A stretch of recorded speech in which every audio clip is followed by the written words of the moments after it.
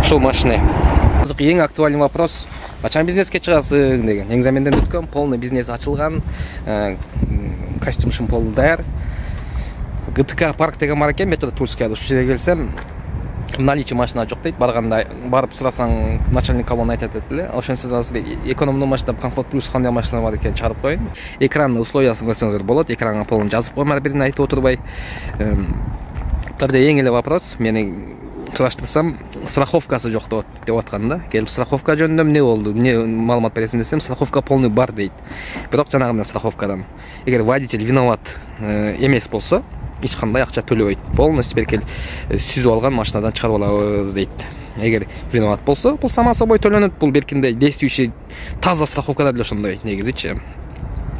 Полный гаиге эч кандай баарына өтөт дейт, эч кандай проблема болбойт дейт. Полный пакет кылып беребиз дейт. Пакет неме документтерди, документтин ал жактан эч кандай проблема болбойт, болгон эмес дейт. Ушундай. ГТК парк, бул ГТК лизингден чыккан парк немесиңерби десем, жок, бул чоң холдинг биз, ГТК деген бул чоң холдинг, ошодон бөлүнүп чыккан парк дейт. Ушундай. 23 жаштан алынат. Комментарий болсо, эч кандай комментарий болсо берилбейт дейт. Полный СБдан өткөндөн кийин, эгер проблема жок болсо, без депозит, без ничего машинаны тупо айдап кетишет. Документтерди турлап беребиз, болду, ишти кылып беришет дейт. YouTubeга видео чыгар менен башка жактан чыгардык дейт. Чыгар менен машина толо эле алып кетишти дейт. Азыр наличие аз эле машина бар дейт. Бүгүн 5-күн, Кудай кааласа понедельникке чыгарып берсең деп айткандан понедельникке макул болдум. Ого чейин машиналар келип калат дейт. Эртең воскресенье Джели келет дейт. Джелинин немелери келет дейт. Мына Колрейден 10 штук лицензиясы 2 күндө даяр болсо, буйрса алдағы арендаға берилет дейт. Шуну айткандар. Без депозит, без ничего тарча депозит тартпай эле коюш деп сүйлөгөндөр үчүн мына депозит жок парк. Болгону парктын проценти минус жагы 4%.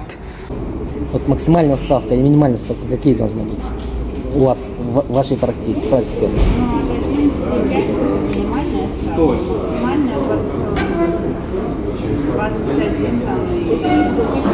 Жестко, 21. Но разница платежа будет значительно за счет того, что там для 95 просто больше страховки.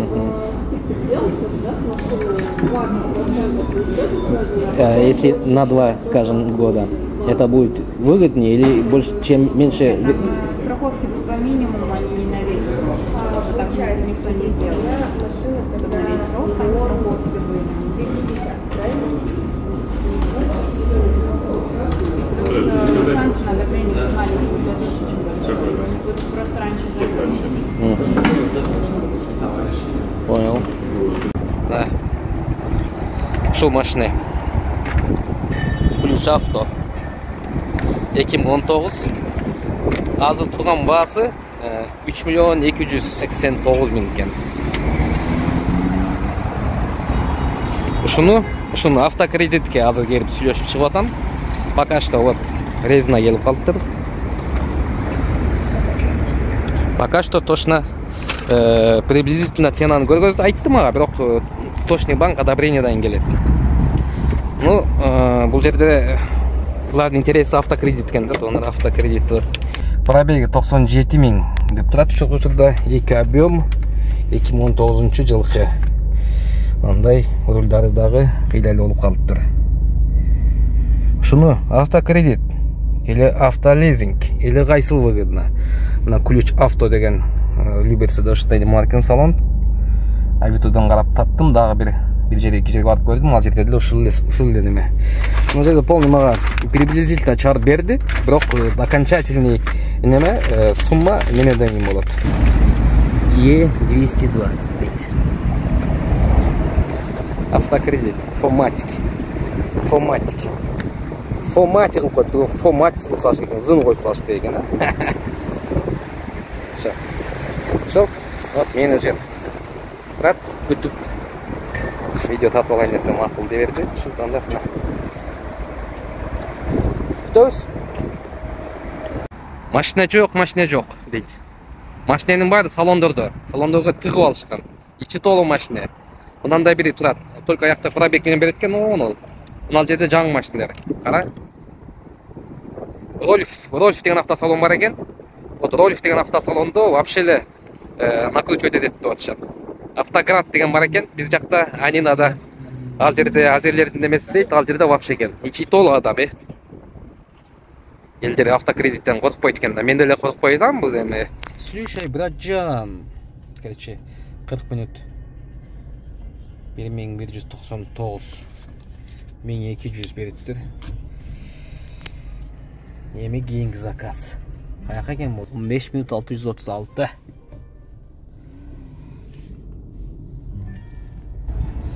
Сыртан кетейин. Акча берип, акча таба турган машина ушул да өзү. Бирок айда жок. Банкада бир нереп калса, сатыш керек.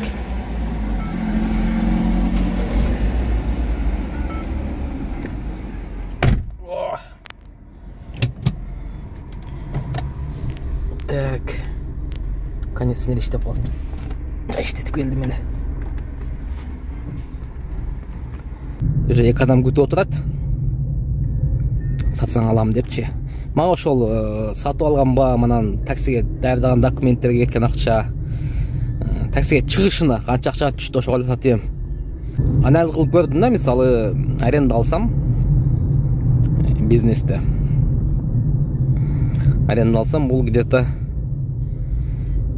5 миң болгону 150 миң болуп калат экен. 150 миң. Анын үстүнө мен пятница, суббота же воскресенье күнү иштей албай калам да, себеби диспетчер 6-1 иштейт, бир күн мен отурушум керек. Иштебеген күнүм дагы аренда төлөшүм керек болуп калат экен. Ошого пока что ответ берилек. Азыр ответ берсе, конечно, барып машинаны түшүнгөн адам менен, документацияны түшүнгөн адам менен барам дечи. Ошонсо дагы автокредиттин системасы мен түшүнбөйм да. Азыр 19% эсептеп берди, предварительный кылыпчы.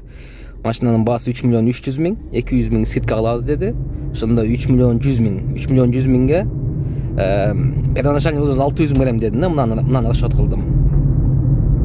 Ошондо примерно 4,5 миллионго чейин кетсе, айланса машина 4,5 миллионго айланса 2019 ала берем. Азыр 7 жылга эсептеп берди, предварительно.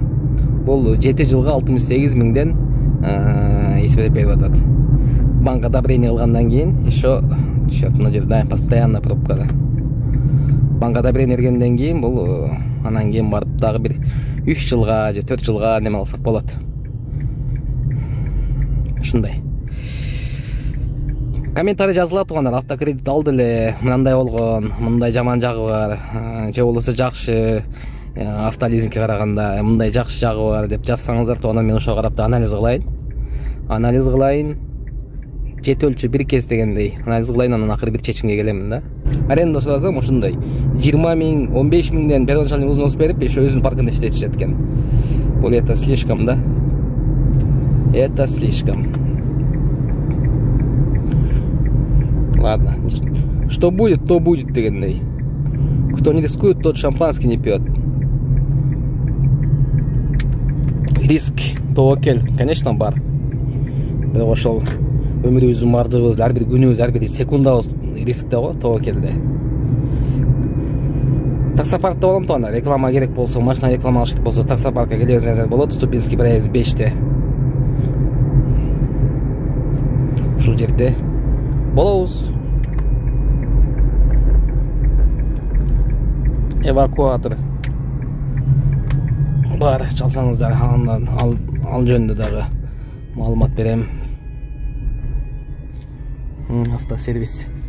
Куда каласа жакындам жерге обклейка ачабыз буюрса.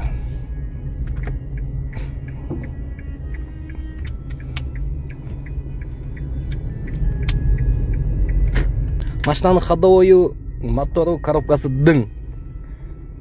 Şu пробеги бир аз бум да, пробеги бум. 323 миң дейт. 315 миңден алдым эле мен. 318 миңден алдым эле. 18 миң. Уже 5 миң күтүп таштаппын да, ёма, бир айда.